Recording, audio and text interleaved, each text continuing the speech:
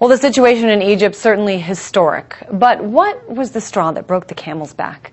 The factor that led people to cry for revolution? A lot of people out there, well, they say it's simple. It was poverty and hunger. Some even look as far back as 2008, when the number of hungry and food insecure people in the world increased by 250 million. At the time, it was deemed the global food crisis, and everyone speculated on what could have caused it. A rise in oil prices, increased demand in India, drought in China. But one man is pointing his fingers at speculation itself, and mostly at Goldman Sachs. Earlier I spoke with Frederick Kaufman, contributing editor for Harper's magazine.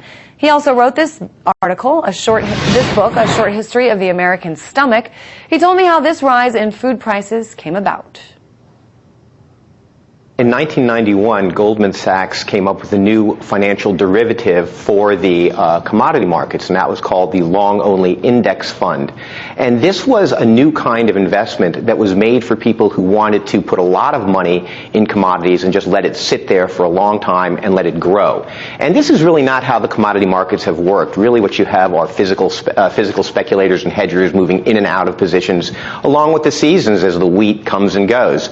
But Goldman Sachs put together this new idea, this long-only index fund, where they would simply buy and keep buying no matter what the market conditions. In other words, if the price of wheat went up, in the past people would sell at that point. Goldman would continue to buy.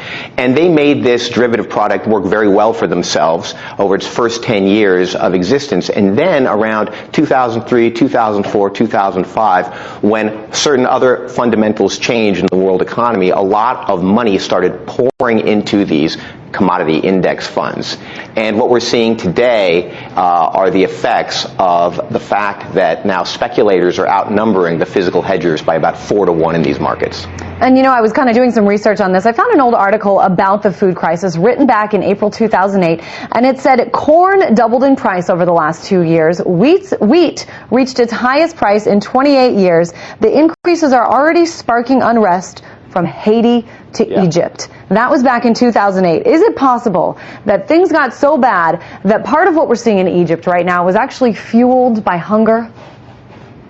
Absolutely. I mean, what we've seen are food riots in more than 60 countries over the past 2 years. And in Egypt, really, over the past several months, the citizens there have seen inflation rates of 17% per month in the price of food. And so, of course, if all of a sudden you have middle-class people, young people, who no longer can afford protein for themselves, they can't afford fresh vegetables for themselves, middle-class parents can't afford to feed their children milk, this is when people get very angry. This is when people take to the streets. Clearly this is a part of the whole. There's no question. We had regime change in Haiti because of this. I think it's really interesting, the stuff that you are telling us about Goldman Sachs, and I mean just how they continued to buy even though prices weren't going up, confusing the population. This seems absurd to the average person that this type of thing can happen. I mean, aren't there regulations in place to prevent these artificial speculations from happening, both in commodities and other areas as well?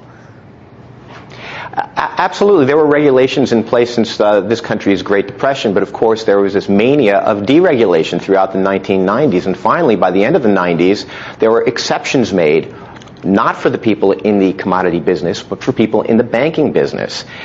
Certain banks were allowed to take huge positions in commodities that they were never before allowed to take. And of course, this is what happens. The markets are now being controlled by imaginary wheat. Imaginary wheat being bought and sold by financial giants is controlling the price of real wheat. And so what we're actually seeing is we're seeing an issue in the world right now where there are constraints on supply. I mean, there's no question that in China and the United States and Russia and Argentina and Australia, around the world, there have been constraints on the wheat supply and on grain supply at the same time.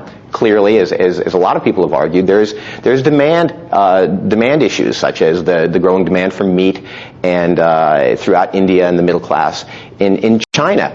Added to this, however, and really spiking this whole thing, is this tremendous buy pressure brought on by the banks, who are seeing, well, in a world climate where people are generally distrusting currency, they're distrusting dollars are being printed like crazy, they're distrusting euros, they're distrusting pounds.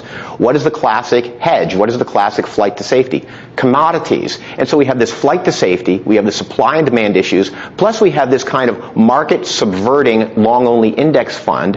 And so what we're getting are these insane price spikes, and it's a vicious circle, because of course the farmers themselves aren't making any money from this, because they're losing their shirts, because even as they're selling grain for more, all of their inputs are costing more. Their diesel is costing more, their fertilizer is costing more. They're not winning. The middlemen aren't winning. The Coca-Colas and the Domino's Pizza, even the giants, they're not winning either, because they're getting killed for the price of their inputs. Who's winning?